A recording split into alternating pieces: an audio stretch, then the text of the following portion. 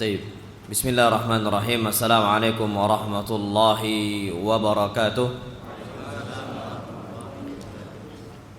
الحمد لله والصلاة والسلام على رسول الله حياكم الله وبياكم وسددني الله وإياكم على الخير والهدى محيينا وأسأله بمنه وكرمه أن يجعلني وإياكم من أهل العلم والقرآن تدبرا وفقها إنه على كل شيء قدير وبالإجابة جدير.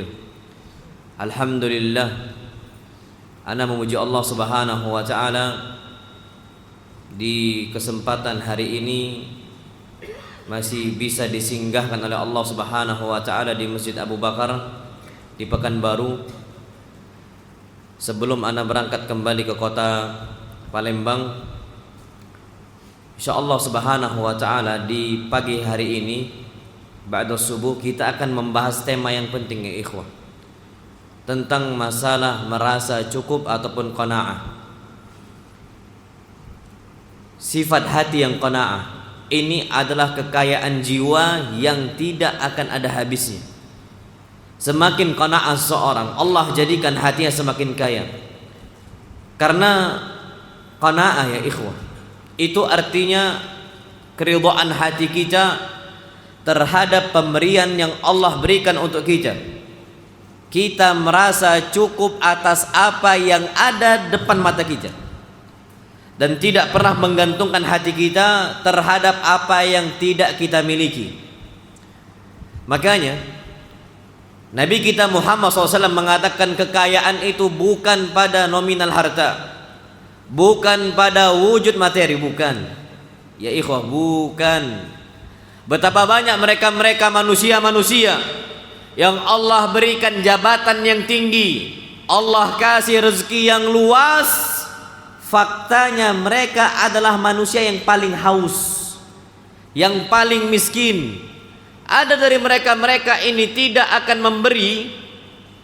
Mereka adalah orang-orang yang tidak akan memberi kecuali di saat kampanye, atau di saat kamera menyorotin, atau di saat didokumentasikan dan sebagainya. Wa illa mereka adalah manusia yang paling bakhil.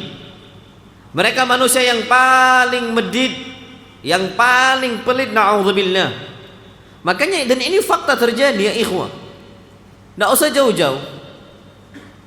Antum tahu kasus kan, Masya Allah, dari awal dulu mulai kasus korupsi 271 triliun. Ini tidak masuk di bayangan kita. Dengan harta segitu, bukankah Allah sudah cukupkan dari awal pokok modal gaji dia? Tapi masih dia haus, jiwa miskin berarti ya ikhwah. Akhirnya haus lagi, ngambil lagi. Bahkan yang bukan haknya dia, yang ini haknya orang lain, tetap diembat sama dia. Nunjukkan berarti dia kaya atau miskin ya ikhwah? Miskin. Sampai yang terakhir itu, na'udzubillah, 1 kuadriliun. Ini 1000 apa? Triliun. Wallahi ya ikhwah, terlalu banyak itu. Ini kalau dibuat, kita buatlah sampai 7 turunan, mungkin masih cukup aja itu duit. Tapi faktanya untuk mereka aja, ini menunjukkan bahwasanya kekayaan sejati bukan pada materi. Antum tunggu dulu ya ikhwah, jangan antum lihat orang kaya pasti bahagia. Oh enggak. Orang yang punya relasi pasti bahagia. Enggak. Orang yang memiliki jabatan pasti bahagia. Enggak. Faktanya banyak orang kaya bunuh diri, artisnya.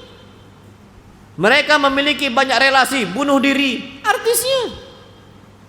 Kita merasa bahwa kekayaan itu akan membawakan kepada kita kebahagiaan. Enggak. Kebahagiaan sejati itu adalah ketika hati kita, hati yang apa? Kaya.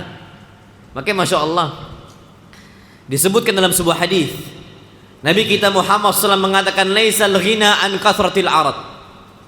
Tidak dikatakan orang yang kaya dengan banyaknya materi yang dimiliki. Mobilnya banyak, rumahnya di mana-mana, dan dia juragan tanah semisal. Bukan itu orang kaya. Kata Nabi kita SAW, walakinnal ghina ghinan nafs. Akan tapi kekayaan ada kekayaan jiwa. Bukan berarti enggak boleh kita memiliki rumah, silahkan, fadhal.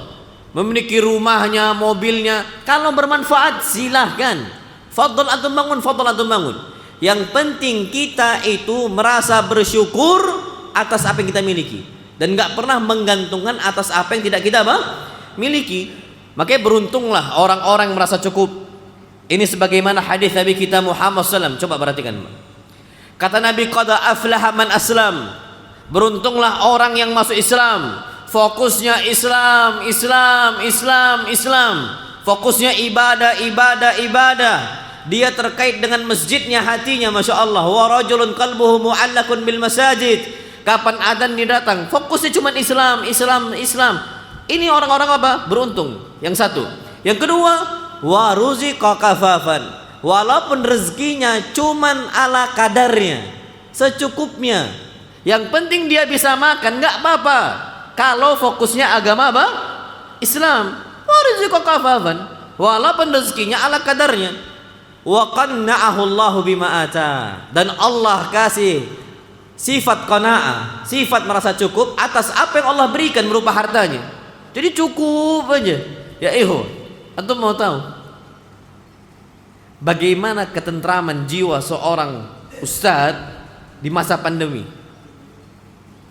Setahu ana yang paling risau tentang masalah ekonomi dunia adalah ahli dunianya, yang merasa nggak cukupnya. Ya ana dulu pernah posisi di masa pandemi tahun 2023 ini, ana sering ceritakan. Jadi 2023 itu udah boleh kembali kita ke masjid dengan menerapkan social distancing atau jaga jarak. Itu sekitar 1 meter lah itu. 1 meter kita jaga. Kemudian pakai masker. Masih ingat ana waktu itu ba'dal asar, ana zikir. Tiba-tiba ada orang, masya Allah, ini dia bisnisnya besar gitu, datang ke ana. Ustaz, ini gimana posisi kita ini pandemi? Gimana kalau ternyata pandemi ini masih lama lagi? Gimana posisi ekonomi anak-anak kita ke depannya? Ini pasti sangat sulit bagi kita dan sebagainya. Ana bilang, Pak, antum salah curhat. Ana enggak ngerti ekonomi. Kalau antum bicara qala Allah, qala Rasul, bertanya tentang masalah agama, ana bisa insyaallah. Tapi kalau masalah ekonomi, ana enggak pernah tahu. Apalagi pandemi, penyakit, sampai kapan virusnya habis, ana enggak pernah tahu. Wallahu a'lam. Apa kata beliau? Jadi antum enggak risau, Pak. Ustaz, antum enggak risau? Ana bilang, wallahi, Pak, kita ini selama masih hidup, rezekinya pasti apa? Ada. Antum tenang, ana bilang. Ana sampai mikir, berarti kebahagiaan itu bukan tolak ukurnya di materi yang ada. Tapi bisa nggak jiwa kita tuh fokus ke agama Islam, sisanya rezekinya cuman apa? Cuman kita serahkan kepada Allah Azza wa Jalla. Yang penting merasa cukup. Merasa cukup ini yang mahal ya ikhwah. Ngerasa apa? Cukup. Nggak semua orang Allah kasih rezeki berupa itu. Akhirnya kurang aja, kurang aja, kurang aja. Dan bahkan masya Allah, kasus waktu itu naik pajak berapa persen? Nggak tahu berapa persen naik itu. Yang ribut ustadznya ada nggak ribut? Gaji ustadz ini kadang-kadang di bawah UMR, di bawah UMK kadang-kadang. Kan? Di bawah itu ustadznya nggak pernah risau ya ikhwah. Tenang aja mereka. Yang sibuk ngomongin itu ya ikhwah-ikhwahnya. Di masjid ngomongin masalah pajak. Ana bilang ya Allah ya ikhwah, antum terlalu repot masalah dunia. Sampai 100% pun naik selama kita hidup, antum ragu Allah ngasih rezeki.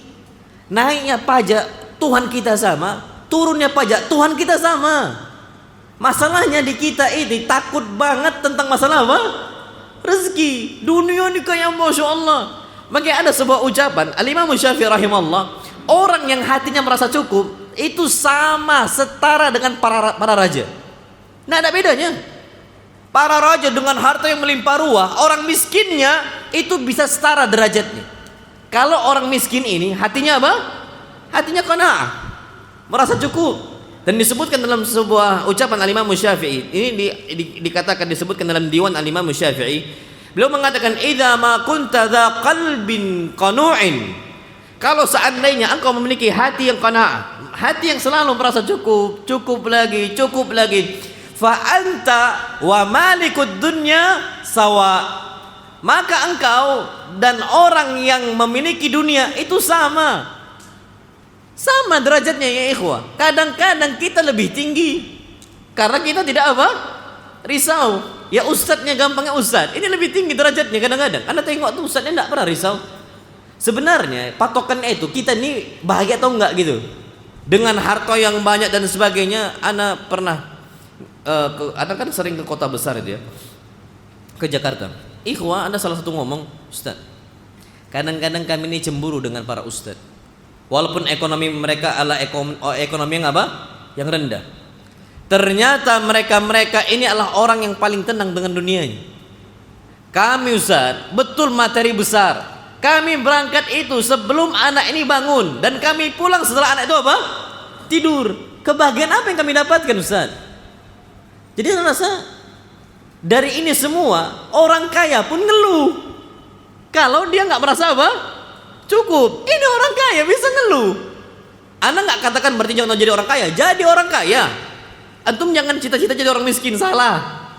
Kita setiap muslim jadi orang kaya, tapi orang kaya yang bersyukur kepada siapa? Allah Azza wa Jalla. Ini ucapan ana jangan dibawa, oh kalau gitu jadi orang miskin. Enggak. Ambisi kita jadi orang kaya, tapi kaya apa? Bersyukur. Makanya muncul pertanyaan, lebih baik mana? Kaya bersyukur atau miskin bersabar? Lebih baik mana Pak? Kaya bersyukur atau miskin bersabar? Kaya bersyukur. Jangan yang aneh-aneh kita nih. Aduh sebagian orang enggak Ustaz, kaya yang bersabar. Kata siapa? Kata kaya yang bersyukur, bukan miskin yang bersabar. Walaupun ana bukan orang kaya, kita harus fair dalam beragama. Kenapa? Enggak usah jauh-jauh. Faktanya Nabi orang kaya atau orang miskin? Nabi kaya atau miskin? Kaya. Di zaman Al-Imam Malik rahimahullah, kalau ada yang mengatakan Nabi orang miskin, itu ditakdib, dicambuk dia. Kenapa? Dihukum. Sebabnya nggak sopan dengan Nabi kita Muhammad SAW. Nabi ini asetnya banyak, ikhwah, kambingnya banyak, perniagaannya banyak. Nabi kambingnya itu mabainal jabalain, di antara di sebuah lembah, di antara dua gunung, banyak kambing Nabi. Nggak usah jauh-jauh. Nabi SAW kurban di akhir hayatnya itu dengan mi'atanaqah, 100 onta. 100 onta. Satu onta nih anggaplah kita hitung dengan harga sapi. Sapi di sini berapa? 20 juta. Anggaplah 20 juta satu sapi ya. Kalikan 100, berapa total? Berapa ikhwah? Anda nggak ngerti matematika nih. Berapa? 2M. Nyampe nggak 2M? 2T kebanyakan enggak tuh Pak? Iya 2 miliar kan? 2 miliar. 2 miliar ini dalam satu waktu Nabi SAW keluarkan 100 onta. 63 nya Nabi apa? Nabi nahar dengan tangan Nabi sendiri. Sisanya Ali bin Abi Thalib. Ini Nabi 100 onta seorang diri. Kita satu sapi bagi 7. Satu sapi bagi apa? 7. Nabi ini kaya ya ikhwah. Tapi kenapa Nabi SAW selalu nampak kayaknya miskin aja? Nabi ini qanaah. Makanya Nabi udah cukup bagikan, udah cukup bagikan, udah cukup bagikan. Nabi SAW segampang itu gitu loh. Ini nunjukkan bahwa saya merasa cukup, ini Masya Allah. Berarti nunjukkan Nabi ini orang kaya. Makanya orang yang kaya itu bukan patokannya apa yang dia simpan, tapi apa yang dia bagikan, apa yang dia keluarkan. Makanya patokannya ya ikhwah, sekali lagi, kita ini yang penting fokus dengan agama Islam. Walaupun rezekinya apa? Kafaf, ala kadarnya. Tapi kalau Allah kasih qanaah, sama kita dengan malikud dunya, dengan rajanya dunia. Dan disebutkan Masya Allah, Nabi kita Muhammad SAW pernah mengatakan dalam riwayat yang lain, man asbaha minkum aminan fi sirbi, siapa dari kalian yang waktu paginya merasa aman di dalam diri dia, mu'afan fi jasadihi, dan sehat tubuh dia, indahu qutu yaumi, dan di hari itu dia ada yang bisa dimakan. Ingat, patokannya bisa makan di hari itu. Makanya antum nggak perlu risau apa yang kita makan besok hari, ada atau enggak gitu konsepnya. Konsep Nabi yang penting di hari itu bisa kita apa? Makan. Kalau mau sebulan sampai 2 bulan, ya ikhwah, itu bukan urusan kita. Urusannya siapa? Allah Azza wa Jal. Urusan kita ini apa yang ada di hari itu. Ke depannya kita nggak pernah tahu hal yang gaib. Ini risau banget. Ya ikhwah, senikmat-nikmatnya Qarun, tidak lebih nikmat Qarun dibandingkan kita. Kita ini jauh lebih nikmat sebenarnya. Kalau kita bersyukur lu ya. Kita ini jauh lebih nikmat dibandingkan Qarun. Qarun itu kapan anggaplah nyembelih kambing, makan kambing, di hari itu harus dihabiskan. Kalau enggak, basi. Coba kita, daging kurban tahun lalu pun masih ada. Daging kurban tahun lalu masih apa? Masih kita simpan di mana? Freezer. Masih ada di kulkas kadang-kadang. Takut betul kita ya ikhwan. Maka kata Nabi sallallahu alaihi wasallam, "Indahu qutu yaumi." Yang penting ada yang bisa dimakan di hari itu, faka'annama hizat lahu dunya bihadafiriha. Seakan-akan dunia dari segala penjurunya dilipatkan untuk kita. Cukup. Masya Allah. Dan ini sabda Nabi kita Muhammad sallallahu alaihi wasallam. Maka bagaimana perspektif kita menghadapi dunia? Yang pertama kata para ulama, dalam urusan dunia lihat ke bawah. Jangan lihat ke mana? Ke atas. Kalau lihat ke atas, kita akan gantungkan sesuatu hal yang kita nggak punya. Inilah repot. Ya Allah akbar. Ana diceritakan ketika ana di Kalimantan Barat, ana dakwah, safari dakwah. Beliau cerita, ada salah satu panitia kajian, dia cerita, Ustaz, antum tahu Ustaz, bisnis yang paling cuan dekat-dekat Ramadan. Ana tanya, apa itu bang? Sewa iPhone. Masya Allah. Jadi itu laku betul? Anda tanya. Oh iya Ustaz. Di sini ini sewa HP Apple digigit laku betul. Ketika hendak Lebaran. Kenapa? Karena orang itu berharap punya HP itu untuk dibilang orang apa? Hebat atau orang kaya. Ini yang masalah yang ada di kita. Na'udzubillah. Hamba merek, ta'isa abdud dinar, ta'isa abdud dirham, ta'isa abdul khamisah, ta'isa wan tukis, kata Nabi. Sekarang kita ini berharap, ujung-ujungnya KW pula tuh lagi. Ada kan HP yang itu HP KW? Ada KW-nya Pak. Ana baru tahu itu KW yang mirip semirip-miripnya. Rupanya bukan iOS, tapi apa? Android. Dan ini dia cuman li isba'in nas, untuk mengenyangkan mata manusia. Kalau kita hidup sampai kayak gitu terus, pastikan hakikatnya kita orang miskin. Hakikatnya orang apa? Orang miskin. Harusnya biasa saja. Makanya patokan kita lihat yang ke bawah. Nabi kita Muhammad mengatakan, "Unzuru ila man huwa asfal minkum." Lihatlah oleh kalian setiap apa yang di bawah kalian. Wala tanzuru ila man huwa fawqakum. Jangan lihat yang ke atas. Fa innahu ajdaru alla tazdaru ni'matullahi 'alaikum. Dengan cara kita lihat ke bawah, insyaallah itu lebih memudahkan kita agar bersyukur kepada Allah Azza wa Jalla. Makanya jangan hobi kita tuh lihat harta orang, jangan. Hobi banget lihat dengan harta orang, mobil orang, rumah orang. Pak, kalau antum lihat rumah orang, yang antum puji pertama kali bukan rumahnya, bukan mobilnya, bukan hartanya, bukan, tapi siapa? Allah Azza wa Jalla. Itu pertama kali yang kita puji. Kenapa? Karena takutnya nanti kita lama kelamaan memiliki sifat apa? Miskin. Jiwa-jiwa yang miskin. Maka apa kata Allah? Wala tamuddanna 'ainaika ila ma matta'na bihi azwajan minhum zahratal hayatid dunya. Jangan kita ini hobinya membentangkan pandangan mata kita kepada orang-orang yang kami kasihkan untuk dia berupa kehidupan dunia. Oh, ini fulan, ini fulan, hartanya sekian, hartanya sekian. Untuk apa? Bahkan sekarang na'udzubillah di majalah-majalah itu tertulis orang kaya di dunia, hartanya sekian. Untuk apa? Wallah, haya malu gitu. Kalau kita berlomba-lomba ingin masuk nominasi menjadi orang terkaya se-Indonesia, orang terkaya se-Asia Tenggara, orang terkaya se-dunia. Antum tahu Masya Allah, Syekh Sulaiman Ar-Rajihi yang memiliki bank apa? Rajihi yang ada di Saudi sekarang, itu turun peringkat kekayaannya. Nggak ada masalah, bukan itu yang dicari. Tapi dia itu memang dihitung hartanya oleh mereka-mereka. Padahal dia nggak butuh. Ngapain? Makanya dia sedekahkan hartanya, dikeluarkan, turun peringkatnya.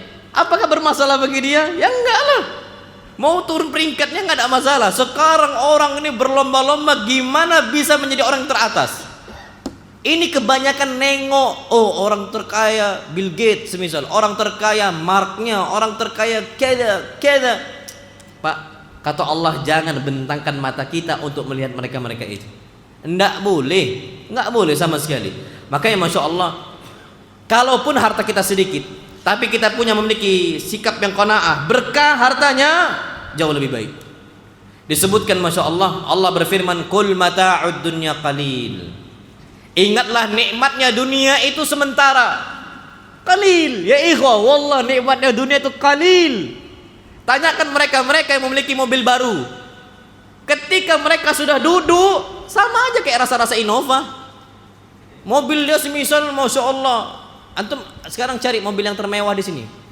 Ana nggak tahu apa mobil. Terserah antum lah ala kulli hal. Sama Innova pun sama. Nggak ada bedanya.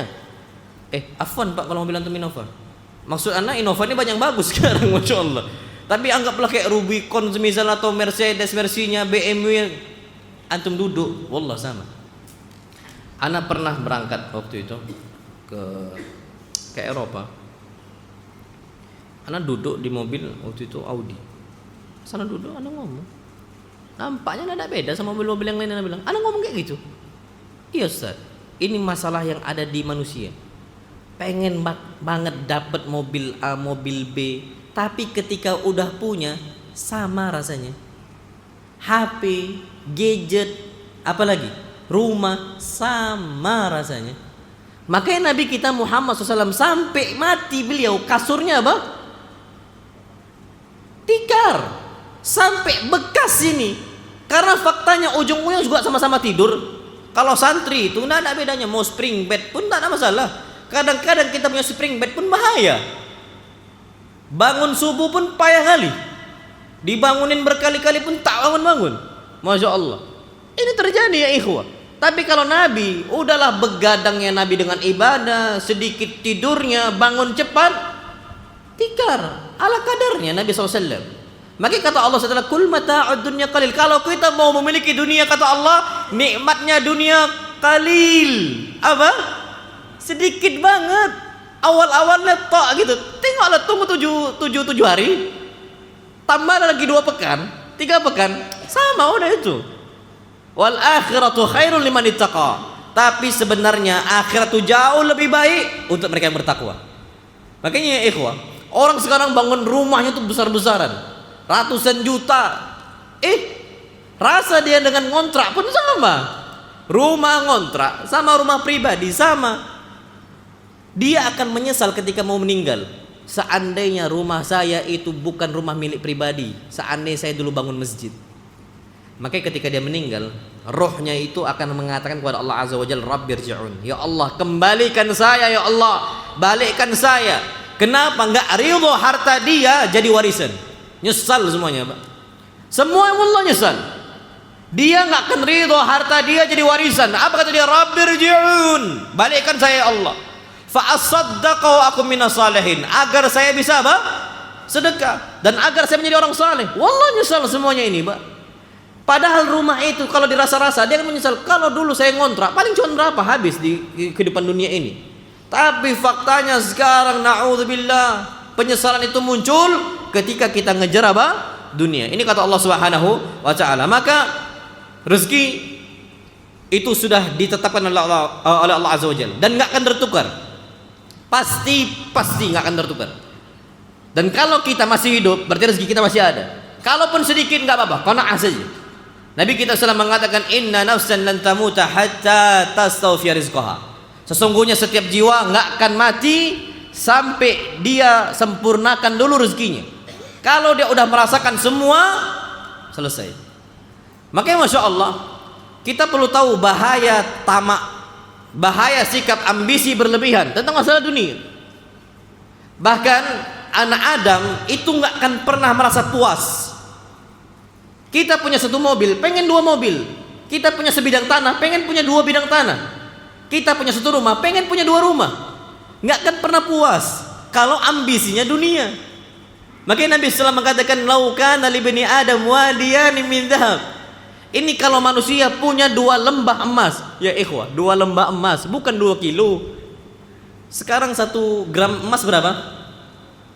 3 juta. Wih, mahal kali. Makanya ana sering nasihatkan untuk para pemuda yang masih lajang, cepatlah nikah. Makin naik harga emas tuh. Karena kita nikah nih mahar ini enggak pakai rupiah, pakai apa? Emas. Pakai emas. Memang ngeri sekarang kalau mau nikah ini, siap-siap aja beban tanggung jawab untuk apa? Mahar ya tinggi sekarang. Dan ini fakta terjadi. Nah, Nabi katakan bukan 2 kilo, bukan 5 kilo, 2 lembah emas, semua isi emas. Nama takut kita. Dia kalau nggak punya rasa qanaah, dia akan cari yang ketiga. Anda pernah waktu itu di Jakarta, salah satu ikhwah, antum tahu Ustaz, saking nggak puasnya mereka orang non muslim. Jadi kalau ada rivalnya mereka punya apartemen, mereka pun akan bangun apartemen itu. Kenapa? Merasa iri dengan rivalnya atau musuh bisnisnya gitu, atau saingan bisnisnya. Masa iya Pak Nabi bilang, iya Ustaz. Padahal apartemen ini ketika mereka bangun nggak dijual juga. Yang penting perusahaan A punya apa? Aset apartemen. La ilaha illallah li isba'in nas. Nggak akan pernah puas itu ya ikhwah. Makanya betul hadis Nabi SAW, kalau manusia punya 2 lembah berupa apa? Emas, dia akan mencari yang ketiga. Dan kita tidak akan pernah puas sampai tanah masuk ke mulut kita, dikuburkan kita di bawah tanah. Baru selesai rasa itu. Dan ini sebagaimana yang Nabi katakan, wala yamla aina ibni Adam illa turab. Tidak akan ada yang bisa memuaskan matanya manusia Bani Adam kecuali ketika dia telah ditimbun di bawah tanah, mati. Makanya apa kata Allah? Alhaakumut takatsur hatta zurtumul makabir. Kalian itu akan terus dilalaikan, ngumpulkan harta, ngumpulkan harta, ngumpulkan harta. Nggak pernah puas. Sampai kapan kita sini stop? Hatta zurtumul makabir. Sampai kita masuk liang lahat, liang kubur. Baru selesai itu. Na'udzubillah. Dan nggak akan pernah apa? Puas. Nah, makanya kalau ambisi dunia itu ada di hati kita, nggak akan pernah kita ini tenang, pasti gelisah, pasti gelisah. Allah yang menjadikan itu. Makanya disebutkan dalam sebuah hadis, Nabi kita SAW mengatakan, man kanatid dunya hamma, siapa yang dunia adalah ambisi dia, farraqallahu alaihi amrah, Allah akan cerai beraikan urusan dia. Perkara dunia dia, usaha-usaha dia bersera Allah buat. Dia bingung kayak mana dia ngurusin itu.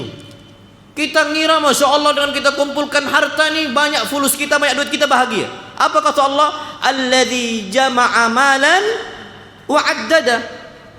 Mereka-mereka yang Allah hinakan, mereka kumpulkan harta, mereka kumpulkan harta. Udahlah dikumpulkan, dihitung-hitung. Sikit-sikit nengok saldo. Sikit-sikit nengok saldo. Inilah dia.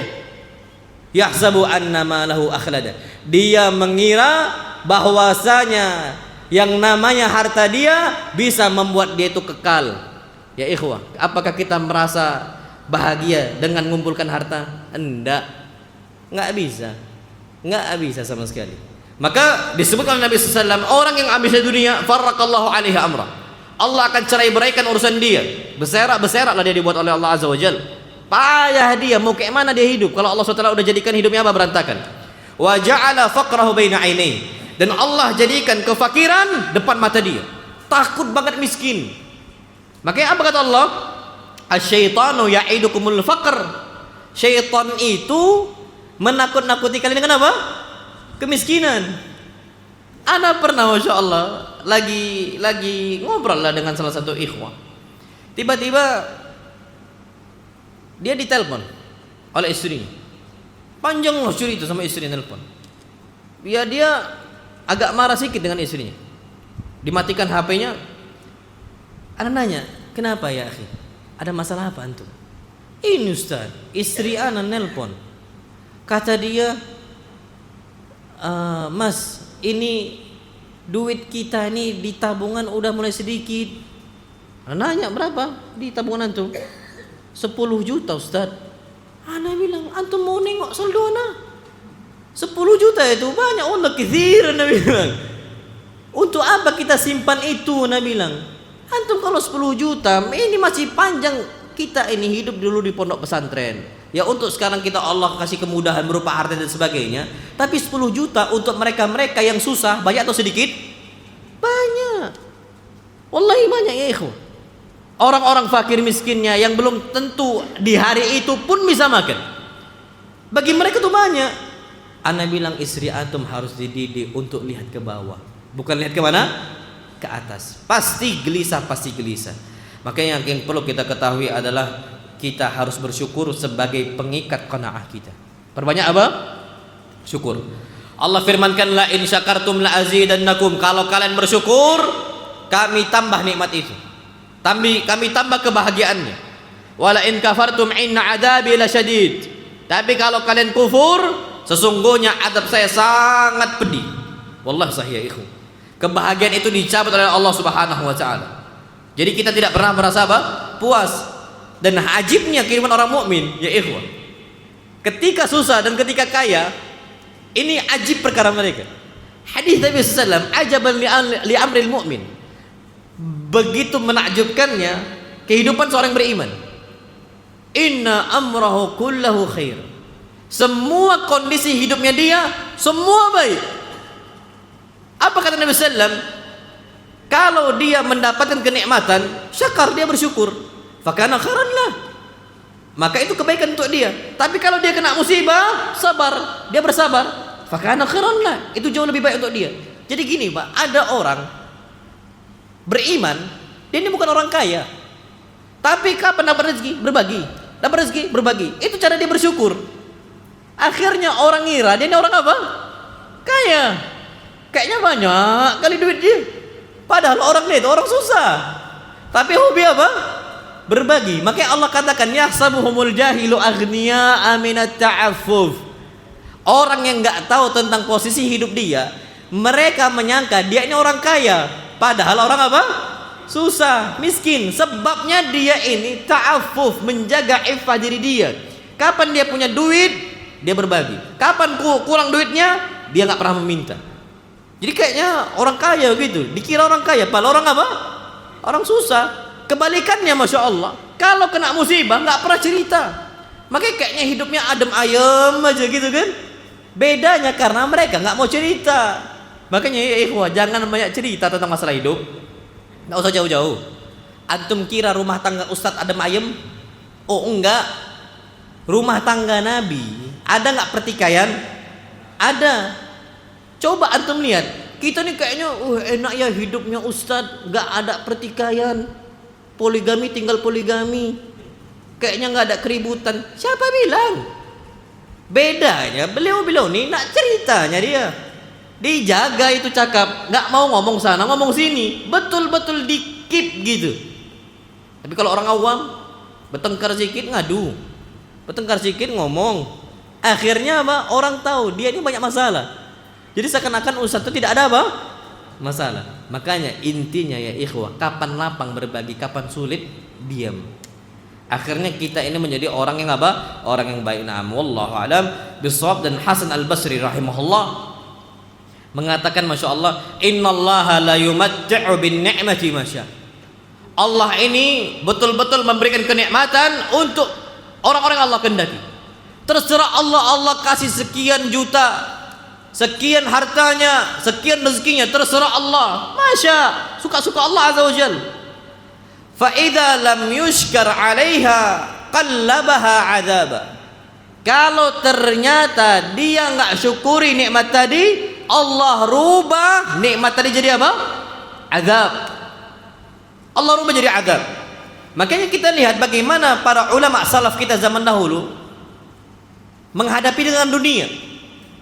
Salafus salih mengatakan, di antara Abu Bakar As-Siddiq radhiyallahu taala anhu, tahu sahabat Nabi sallallahu alaihi wasallam. Abu Bakar kaya atau miskin? Kaya. Putrinya wanita yang kaya, Aisyah. Menantunya juga orang yang kaya, masya Allah. Apa kata kata Abu Bakar As-Siddiq, ini disebutkan dalam kitab Tanbihul Ghafilin. Abu Bakar As-Siddiq mengatakan, kunna natlubul ghina. Kami dulu mencari kekayaan. Kata Abu Bakar As-Siddiq, fawajadnahu fil qanaa'ah. Ternyata kami sadar betul kekayaan yang hakiki itu ada di merasa puas, qanaa'ah. Bukan di materi. Itu yang bicara siapa? Abu Bakar, orang kayanya langsung praktisi kekayaan gitu loh. Praktisi usaha, pebisnis besar di zaman Nabi kita Muhammad sallallahu alaihi wasallam. Beliau katakan fawajadnahu fil qanaa'ah. Kami dapatkan kekayaan yang hakiki, yang sebenar-benarnya kaya itu ada di qanaa'ah. Merasa apa? Cukup. Makanya apa kata Umar setelahnya? Disebutkan dalam kitab Az-Zuhud miliknya Ibnu Abi Asim. Umar mengatakan al-qana'atu malun la yanfad. Yang namanya qana'ah, merasa cukup, itu adalah pembendaharaan manusia yang gak akan pernah ada habisnya. Kalau materi bisa gak berkurang? Oh bisa, Pak. Jangankan pribadi kita, sebuah negara pun bisa runtuh. Yang awalnya kaya bisa Allah jadikan miskin. Gak usah jauh-jauh. Antum tahu Mesir? Apa dulu julukan Mesir yang semua orang julikun untuk Mesir? Ummud dunya. Induknya apa? Dunia. Dulu Fir'aun di situ, Qarun di situ, Haman di situ.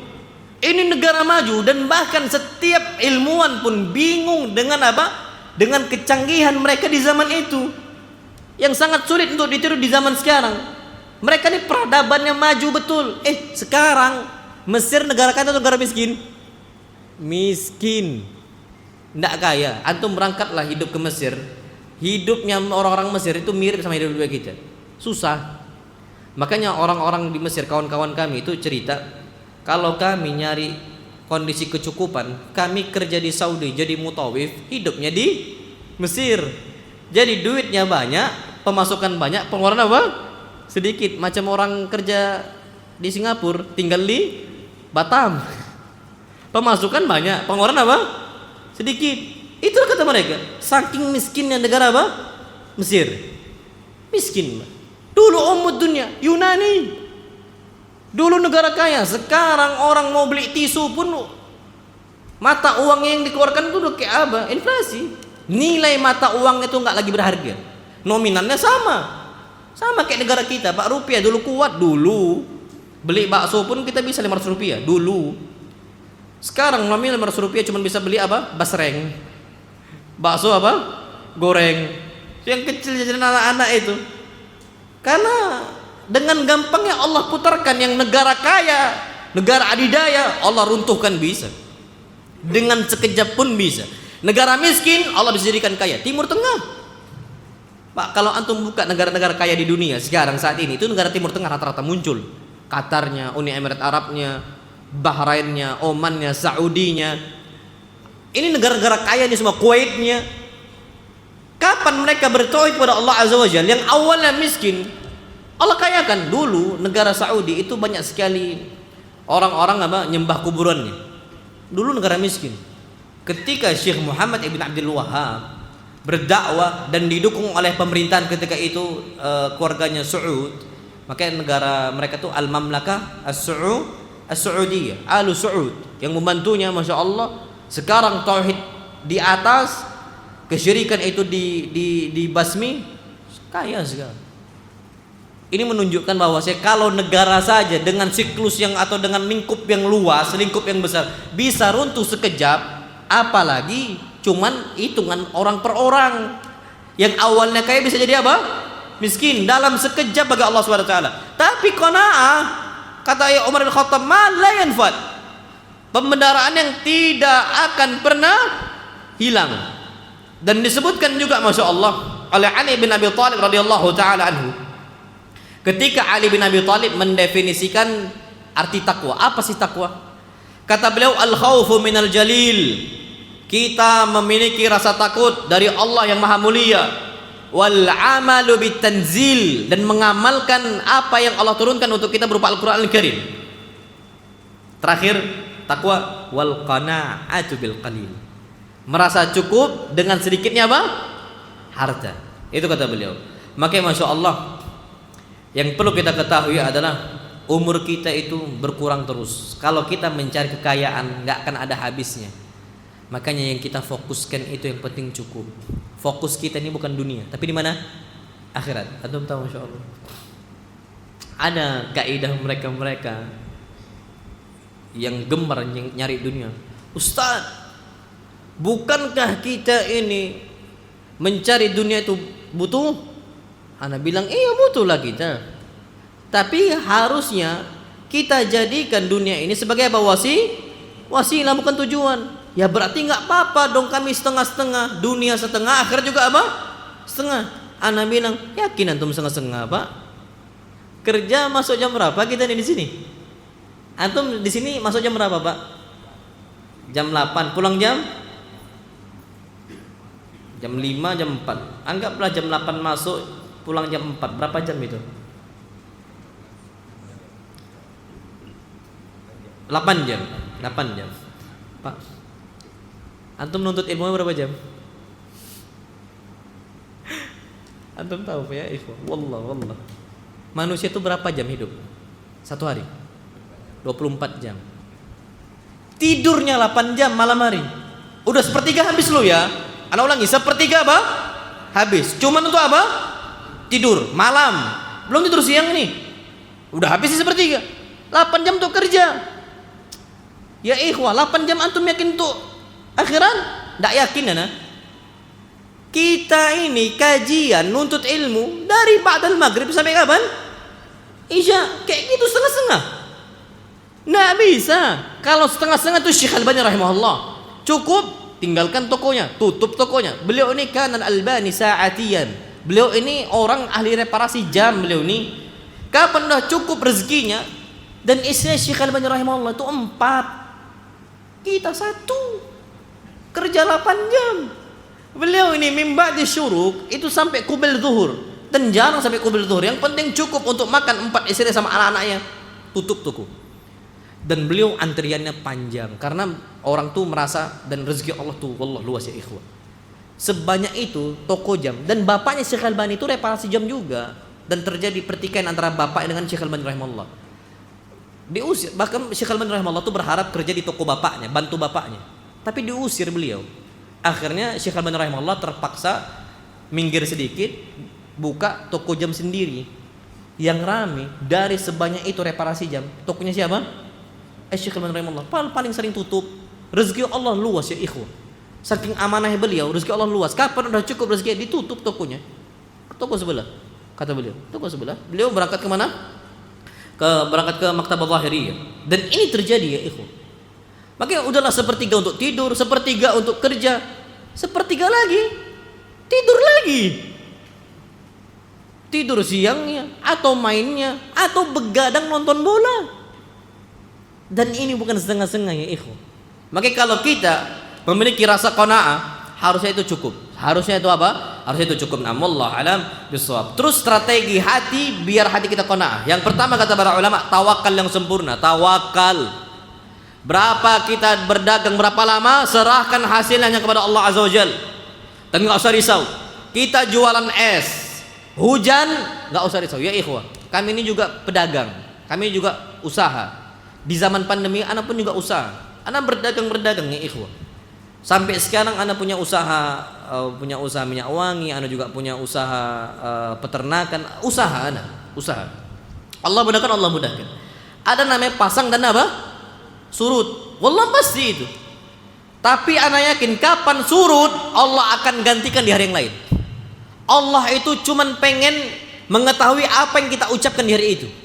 Apakah kita sabar atau bersyukur, atau justru kita nggak bersyukur dan nggak bersabar. Allah cuman mau lihat apa yang diucapkan oleh hambanya. Makanya apa kata Allah? Madza yaqulu abdi? Apa yang hambaku ucapkan?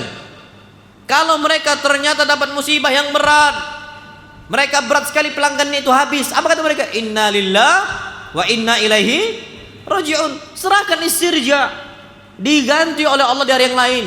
Ingat ya ikhwah, Tuhan kita di hari itu sama dengan Tuhan kita esok hari, nggak ada bedanya. Allah ya Allah. Maka untuk apa kita risau ya ikhwah? Hari ini sepi. Allah ingin mendengar apa yang kita ucapkan. Makanya tawakal kepada Allah Azza wa Jalla. Dan apa kata Allah? Wa may yatawakkal 'ala Allah fa huwa hasbuh.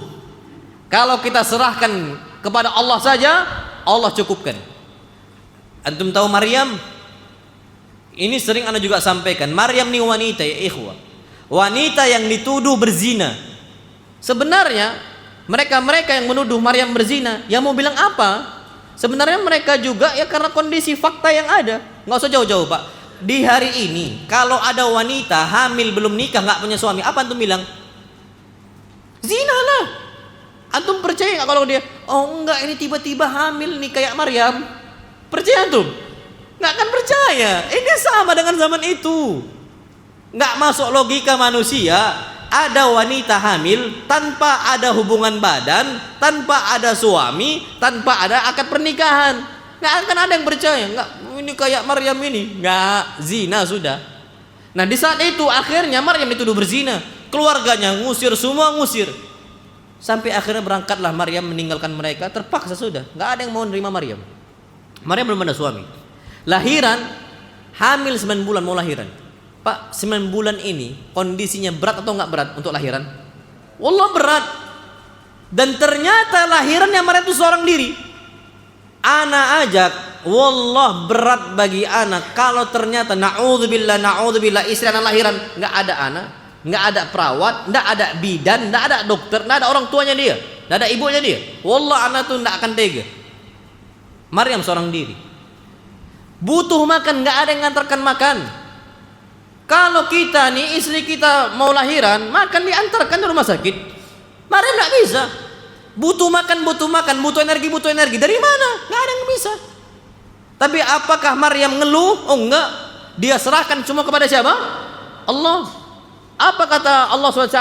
Wa huzi ilaiki bijid'in nakhla. Usaha dulu, serahkan semua kepada Allah Azza wajalla. Apa usahanya? Wahai Maryam, goyangkan pohon apa? Kurma. Pohon kurma ini, panen kurma enggak kan kayak durian, tiba-tiba langsung apa? Jatuh. Panennya kurma itu harus dipanjati, dicabut dia. Apalagi kurma muda, enggak ada cerita kurma muda ini tiba-tiba jatuh, enggak ada ya ikhwah. Enggak ada. Panen itu harus dipanjat. Pak, mungkin enggak Maryam makan kurma dengan manjat pohon kurma? Hamil 9 bulan. Mungkin enggak itu? Nggak mungkin. Tapi apa kata Allah? Wahuzi ilaik. Goyangkan pohon kurma. Tapi apakah Maryam? Oh nggak bisa ya Allah. Ini sikit-sikit nggak bisa. Belum dicoba. Belum apa-apa. Udah bilang apa? Nggak bisa. Ikhtiar dulu. Tawakal. Maryam ini wanita loh ya. Setengah agama ya. Setengah akalnya. Akhirnya Maryam tegak. Posisi usaha digoyangkan. Apa yang terjadi? Tusaqitu aliki rutaban janiyya. Ketika dia serahkan semua kepada Allah, rutop kurma muda pun yang nggak akan bisa jatuh kecuali kita cabut gitu ya, itu jatuh dalam posisi yang sangat banyak sekali. Sebabnya apa? Tawakal. Ini Maryam wanita. Sekarang kita laki-laki ini keluar kena PHK sedikit takut kali. Masih kerja di Bank Ribawi. Kalau anak nggak kerja di Bank Ribawi bisa makan apa? Duh, kalah kita sama siapa? Maryam, wanita, kalah kita sama wanita, na'udzubillah. Jadi kalau kita mau qanaah, serahkan semua hanya kepada siapa? Allah Subhanahu wa ta'ala. Dan minta bantuan kepada Allah agar kita bersyukur. Makanya doa Nabi, dan ini perintah Nabi, jangan sampai Mu'adz tinggalkan doa ini. Jadi Nabi katakan untuk Mu'adz, ya Mu'adz, inni uhibbuk. Wahai Mu'adz, ana cinta sama engkau. Saya cinta dengan engkau wahai Mu'adz. Insyaallah. Jadi ana tuh punya silsilah riwayat musalsal. Ini yang nyambung terus sampai ke Nabi SAW. Itu syekh kita ngomong inni uhibbuk, nanti syekhnya dari syekhnya juga ngomong gitu, inni uhibbuk, kami cinta engkau, kami cinta engkau, kami cinta engkau, kami cinta engkau. Sebagaimana Nabi ucapkan untuk Mu'adz bin Jabal apa? Inni uhibbuk. Apa isi pesannya? La tada'anna fi duburi kulli salatin an taqul. Jangan tinggalkan setiap ujung salat engkau ucapkan apa? Allahumma a'inni ala dzikrik wa syukrik wa husni ibadatik. Ya Allah, bantu saya untuk saya ingat engkau terus, masa sulit ingat Allah, lapang ingat Allah, wa syukrik, dan agar saya mensyukuri nikmat engkau. Kalau kita selalu ingat Allah, tengoklah apa yang terjadi paling akhir, wa husni ibadatik, kita akan dimudahkan untuk beribadah dalam posisi yang sangat mudah, nggak posisi yang sangat khusyuk. Kenapa? Dunia udah tercukupi. Makanya masya Allah, dunia itu bukan tujuan utama. Kata Nabi jelas banget, Allahumma la aish illa aishul akhirah. Ya Allah, tidak ada kehidupan kecuali kehidupan apa? Akhirat. Makanya masya Allah, lihat kehidupan Nabi kita Muhammad SAW, keutamaan hidup yang sederhana. Nabi ini walaupun kaya, hidupnya apa? Sederhana. Bahkan apa kata Nabi? Allahumma ja'al rizqa ali Muhammadin quta. Ya Allah, jadikanlah rezekinya keluarga Muhammad, istri-istri saya itu cuman kut. Antum tahu kut? Kut itu cuman makanan pokok yang kita bisa bertahan hidup. Terbukti akhirnya Nabi pernah 2 bulan utuh sallallahu alaihi wasallam, makannya itu cuman kurma tok. Hidup sederhana, pada orang kaya. Bahkan apa kata Aisyah? Aisyah sendiri ngomong, marra ala Nabi sallallahu hilalun, thumma hilalun, thumma hilal. Lewat untuk Nabi 1 hilal, 2 hilal, 3 hilal. Totalnya 2 bulan. Karena hilal ini itu tanda awal masuk bulan. 1 hilal, 2 hilal, 3 hilal. Total itu 2 bulan semuanya. Apa kata Aisyah? Lam tuqad fi baitihi nar. Tidak ada api yang menyala untuk masak. Nggak ada lauk di situ yang bisa dimasak, dagingnya kah, lauk pauknya, nggak ada yang bisa dimasak. Gandumnya kah, nggak ada. Terus gimana Nabi bisa hidup? Aisyah mengatakan al-aswadan, dengan kurma dan juga apa? Air. 2 bulan makannya cuma kurma dan air. Pak, kurma ini itu makanan pokok di Mekah dan Madinah, secara umum di negara Timur Tengah. Makanya mereka zakat fitr bayar pakai apa? Kurma. Kalau kita zakat fitr makanan pokoknya apa? Beras. Apa kabarnya kita? Jangankan 2 bulan, 1 pekan istri kita makannya 1 pekan nasi putih tok sama minum air. Percayalah sama ana, insya Allah istri gugat cerai. Percaya sama ana. Dan ini terjadi Covid. Zaman Covid, ekonomi lagi runtuh-runtuhnya, banyak angka perceraian terjadi, istri gugat cerai siapa? Suaminya. Dan penyesalan muncul. Ternyata zaman Covid lewat, mereka masih hidup. Mereka nyesal seandainya dulu nggak bercerai dengan suami, karena mereka punya anak. Kalaulah bersabar sebentar aja, nggak akan nyesal mereka. Ini sebabnya karena mereka nggak bisa hidup sederhana. Wallah ya ikhwah, banyak penyesalan terjadi. Istrinya minta kembali, nggak mau, udah nggak. Ana pernah makan dari Ustaz, apa ana balik? Nggak usah ya ikhwah. Antum cari aja yang lain. Karena patokan istri antum tuh kurang bersyukur pada Allah Azza wa Jalla. Ana bilang antum harus hidup bahagia dengan kondisi yang sederhana. Sudah, ana bilang seperti itu. Makanya ini penting ya ikhwah, jangan sampai kita ini posisinya itu hidup berlebihan. Sudah, kalau memang butuh beli. Tapi kalau nggak butuh, jangan sampai hidup karena untuk gaya hidup. Allah kasih rezeki kita itu berupa kebutuhan apa? Hidup, bukan gaya hidup. Makanya kalau antum mau belanjakan, ya sudah normal, silakan belanjakan, silakan keluarkan harta kita. Apa kata Allah? Walladzina idza anfaqu lam yusrifu wa lam yaqturu. Kalau mereka belanjakan harta mereka nggak berlebihan, tapi nggak pula pelit. Ini ada orang-orang ini naudzubillah hidupnya pelit banget. Hidupnya masya Allah, sikit-sikit mie instan, sikit-sikit mie instan. Ini terlalu udahlah nggak sehat. Yang penting murah Ustaz. Jangan gitu ya ikhwah. Kalau antum memang butuh, beli sayur, beli daging, beli ikan, nggak apa-apa. Jangan yang penting murah akhirnya nggak bergizi, nggak boleh. Umat Islam ahlu sunnah wal jamaah tengah-tengah. Tempe belilah tempe. Kalau memang adanya tahu tempe nggak apa-apa. Jangan medit. Kalau ada jangan ditahan-tahan, keluarkan. Tapi jangan juga berlebihan. Ini kata Allah Subhanahu wa taala. Makanya maqalla wa kafa. Apa yang sedikit disebutkan tapi cukup, khair, jauh lebih baik mimma katsura wa alha. Dari harta yang banyak tapi melalaikan. Betapa banyak mereka-mereka yang ketika Allah jadikan kaya, ternyata mereka lalai. Naam. Terakhir, lihat rumah tangga Nabi. Nabi sallallahu disebutkan oleh Aisyah, "Ma syabi'a alu Muhammadin sallallahu alaihi wasallam min khubzi sya'irin yawmaini mutatabi'aini hatta kubit." Tidak pernah keluarga Nabi sallallahu alaihi wasallam merasa kenyang dengan roti gandumnya selama 2 hari berturut-turut, nggak pernah merasakan kenyang. Jadi kalau hari ini kenyang, besok lapar, kata Aisyah. Kami istri Nabi nggak pernah kenyang tuh 2 hari berturut-turut. Yaumaini mutatabi'ain. Karena hidup kami ini sering lapar, kata Aisyah. Kalaupun kami rasakan kenyang hari ini 1 hari, besoknya nggak kenyang lagi, besoknya lapar lagi. Saking sederhananya hidupnya istri apa? Nabi SAW. Yaumaini mutatabi'ain. Sampai kapan kami bisa merasakan kenyang 2 hari berturut-turut, 3 hari berturut-turut, 4 hari berturut-turut? Sampai ketika Nabi meninggal. Masya Allah. Nabi meninggal baru Aisyah merasakan kenyang, baru Hafsah merasakan kenyang. Itulah posisi hidup Nabi kita Muhammad sallallahu alaihi wasallam. Bagaimana Nabi didik istrinya untuk betul-betul qanaah. Makanya ana ceritakan juga ke ikhwah-ikhwah. Ini untuk ummahat juga, perhatikan. Antum tahu atas dasar didikannya Nabi untuk Aisyah. Aisyah ini jadi orang dermawan. Bukan dermawan, dermawati gitu. Ada nggak dermawati? Anda nggak tahu. Dermawan kan laki-laki kan, santriwan santriwati, karyawan karyawati. Kalau dermawan dermawati gitu kan? Ayo, kayaknya dermawati kayaknya. Taib. Iya kayaknya ya. Jadi dia ini jadi orang yang dermawati gitu. Jadi hobi berderma, hobi ngasih. Ini didikan Nabi SAW. Hidupnya biasa aja. Antum tahu Masya Allah, Muawiyah di pagi hari itu bawa fulus dirham itu 80.000 dirham. Ana ulangi, 80.000 dirham. Ini 80.000 dirham kalau dibelikan kambing itu ribuan kambing bisa dimiliki oleh Aisyah. 80.000 dirham. Dengan 80.000 dirham itu ribuan kambing pun bisa dimiliki oleh siapa?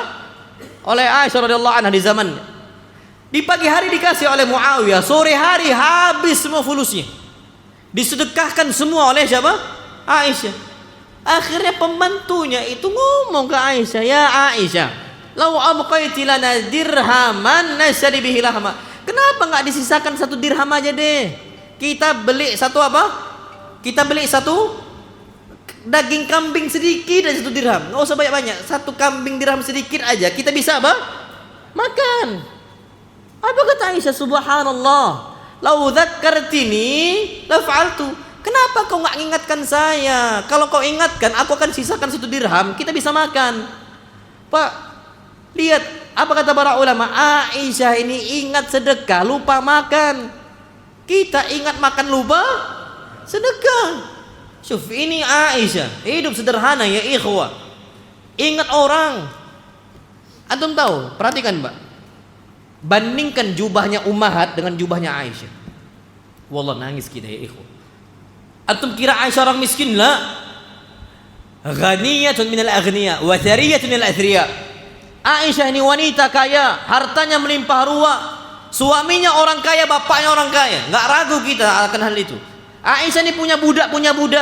Bandingkan jubahnya Ummahat dengan jubahnya apa? Ibunda kita Aisyah, ibu kita itu Aisyah. Ibu anak dan juga ibu antum. Aisyah radhiyallahu ta'ala anha, apa kata keponakannya? Makanat Aisyah tastajiddu thawba. Aisyah ini tidak pernah punya baju baru. Bajunya Aisyah ya itu aja. Kanat turakki'uhu wa tunakkisu. Kalau bolong nih baju tetap dipakai oleh Aisyah, ditambal, dijahit. Ditambal lagi, bolong lagi, tambal lagi. Itu aja baju Aisyah radhiyallahu anha. Apa yang dipakai sama apa yang dicuci. Kalau tambalan sudah banyak, kata keponakannya, Masya Allah, Abdullah bin Zubair, maka apa? Tunakkisu, dibalik. Yang di dalam dijadikan di luar, yang di luar jadikan di mana? Di dalam, biar nggak nampak kali tambalannya. Itu Aisyah ya ikhwah. Istri kita, tengok baju berapa? Wallah nangis kita yang lihat Aisyah. Bahkan ada salah satu ikhwah, Ustaz, di kamar ana itu ada lemari besar 2 pintu Ustaz. Semuanya punya istri ana isinya. Ana itu dikasih cuman 1 laci. Di situ kaosnya, di situ celana dalamnya, di situ celana, di situ jubah, cuman 1. Yang lainnya punya istri ana. Beda enggak faktanya istri kita dengan ibu kita? Beda enggak? Beda. Ibu ana itu insyaallah, ibu antum juga insyaallah, Aisyah radhiyallahu anha. Maka insyaallah ini waktu kita udah jam 7. Jadi ala kulli ikhwah, kita harus punya sikap apa? Qanaah. Rasa cukup udah. Ana yakin sesulit-sulitnya hidup kita beres urusan dunia. Dan antum lihat yang ke bawah. Makanya sering-sering kita nih berkumpul sama ustadz. Karena biasanya hidup ustadz itu susah. Tengoklah. Biasanya ada beberapa ustadz yang Allah kasih kelebihan, ada karena mereka punya usaha dagang, ada. Dan itu nggak aib, silahkan. Tapi banyak faktanya ustadz ini hidupnya apa? Kurang. Tapi mereka nggak pernah kondisinya mereka itu ngeluh, nggak pernah. Makanya anak harapkan antum tuh sering ke masjid, kumpul sama ikhwah-ikhwah. Hidup mereka itu sama kayak kita, sama-sama susah. Sama-sama susah. Jadi kita tuh bisa berbagi cerita, kita itu bisa nyari solusi dan sebagainya. Akhirnya kita betul-betul saling menguatkan dan qanaah. Nah, ini yang dapat saya sampaikan. Yang benar datangnya mutlak dari Allah Azza wa Jalla, dan yang salah datangnya dari anak pribadi dan syaitan, dan ana berlindung dari kesalahan tersebut. Wa sallallahu nabiyana Muhammad subhanakallahumma bihamdika asyhadu an la ilaha illa anta astaghfiruka wa atubu ilaik. Assalamualaikum warahmatullahi wabarakatuh. Ana nanti ada lagi Pak kajian satu lagi di Masjid Zaid, di Masjid Zaid satu lagi. Kalau antum bisa ada kesempatan, fadhol Pak datang. Barakallahu fikum.